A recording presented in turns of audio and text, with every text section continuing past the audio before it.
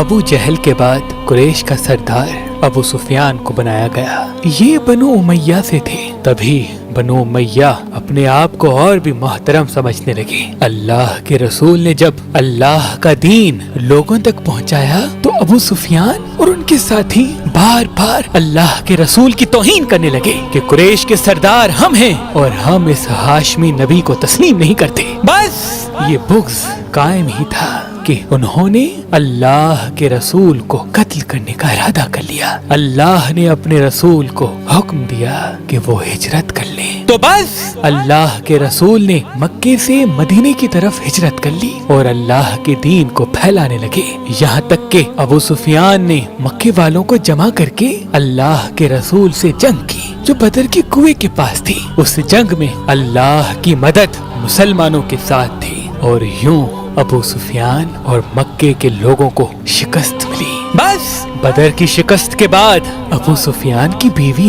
ہند بدلے کی آگ میں جل جل کے یہ عہد کر بیٹھی کہ میں مسلمانوں کو نیست و نابود کر دوں گی، ان کے رسول کو، ان کے ساتھیوں کو ختم کر دوں گی۔ معلوم ہوا کہ میرے باپ عتبہ، میرے بھائی ولید اور چچا شیبہ کو علی اور حمزہ نے قتل کیا ہے۔ بس اس نے یہ عہد کیا اگر حمزہ اور علی کو میں مار دوں تو محمد کی طاقت ختم ہو جائے گی۔ تو اس نے ایک بھالا پھینکنے والے اپنے غلام جس کا نشانہ بڑا ہی تیز تھا، اس کو اس شرط پہ آزاد کرنے کا حکم دیا کہ اگر تم حمزہ کو مارو گے تو میں تمہیں آزاد بھی کروں گی اور جو تم چاہو گے وہ بھی دوں گی۔ اور ابو سفیان، خالد بن ولید قریش کا بدلہ لینے کے لیے دن رات محنت کرتے رہے، سازشیں کرتے رہے کہ مسلمانوں کو نیست و نابود کرنا ہے، مدینے پہ حملہ کرنا ہے۔ بس ٹھیک 1 سال بعد 11 مارچ 625 عیسوی شوال 3 ہجری کو قریش 3000 جنگی پہلوان جو اپنی سواریوں پہ نیزے، بھالے، تلواریں لے کے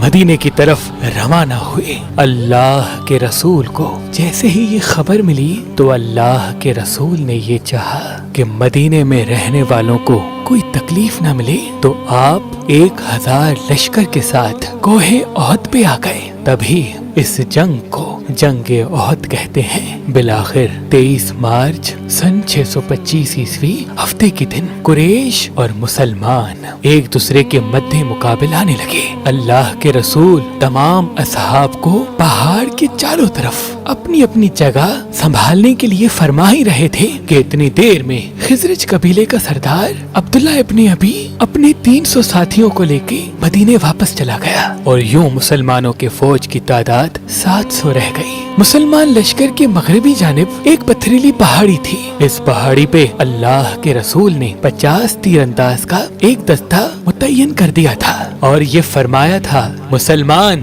جنگ جیتے یا ہاریں لیکن تم کو یہ جگہ نہیں چھوڑنی، کوئی بھی صحابی شہید ہو جائے یا غازی ہو جائے لیکن تم کو یہ جگہ نہیں چھوڑنی۔ اصحاب نے اس بات کو تسلیم کیا تاکہ پچھلے طرف سے یہ سپاہی لشکر کا دفاع کر سکیں۔ بس جیسے ہی قریش نے مسلمانوں پہ حملہ کیا، کہیں حمزہ کی تلوار نکلی تو کہیں علی ابن ابی طالب نے اپنی تلوار سے مشرکوں کو فنار کر دیا، یہاں تک کہ قریش بھاگنے لگے اور مسلمان خوش ہونے لگے کہ ہم بدر کی طرح یہ جنگ بھی جیت چکے۔ ابو سفیان کی بیوی نے جب اس منظر کو دیکھا تو اپنے غلام کو کہا تم جنگ کو چھوڑو، صرف حمزہ کو دیکھو، مجھے کامیابی یا ناکامی سے کوئی سروکار نہیں، بس مجھے حمزہ کی لاش چاہیے۔ اتنی دیر میں وہاں جو وہ اصحاب جن کو اللہ کے رسول نے اپنی جگہ چھوڑنے سے انکار کیا تھا، انہوں نے دیکھا کہ مسلمان تو جنگ جیت چکے ہیں، اب مال غنیمت ملے گا، چلو ایسا نہ ہو کہ سب کو مال غنیمت مل جائے اور ہم یہیں رہ جائیں۔ بس انہوں نے اپنی جگہ چھوڑ کے مال غنیمت کی طرف بڑھنا شروع کر دیا۔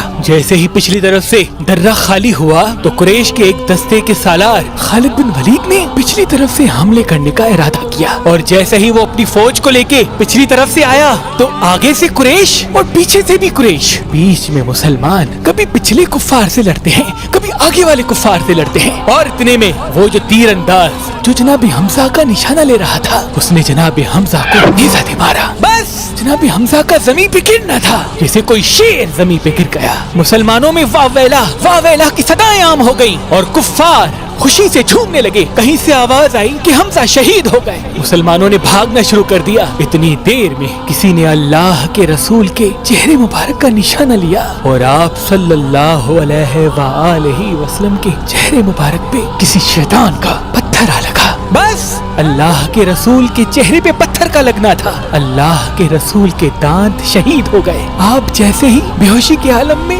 زمین پہ گرنے لگے کہ اتنی دیر میں کسی شیطان نے یہ کہا کہ اللہ کے رسول شہید ہو گئے. بس یہ سننا تھا. مسلمانوں میں کوہرام برپا ہو گیا. مسلمان بھاگنے لگے کہ جب اللہ کے رسول ہی شہید ہو گئے تو ہم لڑیں کیسے. یہ خبر جیسے ہی امام علی علیہ السلام کے کانوں پہ پڑی، امام علی شیر کی طرح کفار کے لشکر کو چیر کے اللہ کے رسول کے پاس آئے. جیسے ہی آپ نے اللہ کے رسول کے چہرے پہ خون کو دیکھا تو آپ نے اپنی تلوار سے پہاڑ پہ ضرب ماری تو پہاڑ ایک جگہ سے کھد گیا.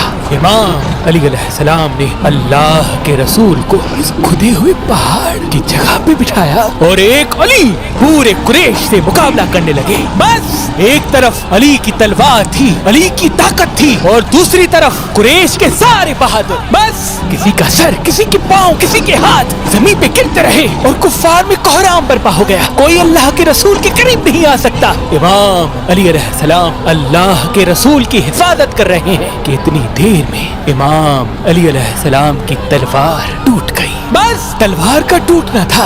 امام علی علیہ السلام نے اللہ کے رسول کے چہرے کو دیکھا. اللہ کے رسول نے فرمایا، علی تو جس کے نبی کی حفاظت کر رہا ہے آج وہی تمہیں اس ٹوٹی ہوئی تلوار کے بدلے تلوار دے گا. بس یہ کہنا تھا کہ اتنی دیر میں جبرائیل علیہ السلام لا فتح الا علی لا سیف الا ذوالفقار کہتے ہوئے آسمان سے ذوالفقار لایا. بس جیسے ہی اس تلوار کو امام علی علیہ السلام نے ہاتھ میں تھاما تو کوئی ٹھہر نہ سکا. سب بھاگنے لگے. ابو سفیان نے کہا جاؤ ورنہ سب کے سب مارے جائیں گے. اللہ کے شیر نے اللہ کے رسول کی اس طرح سے حفاظت کی. بس جب کفار بھاگ گئے تو امام علی علیہ السلام نے اللہ کے رسول کو اپنے ہاتھوں پہ بلند کیا اور فرمانے لگے، مسلمانوں ھذا محمد الرسول اللہ، اللہ کے رسول ہمارے ساتھ ہیں. بس جیسے ہی اصحاب نے دور سے اللہ کے رسول کو دیکھا ان کے چہرے مہکنے لگے اور وہ قریب آ کے اللہ اکبر کہنے لگے. سلام ہو رسول اللہ کے محافظ، اللہ کے شیر علی ابن ابی طالب پر.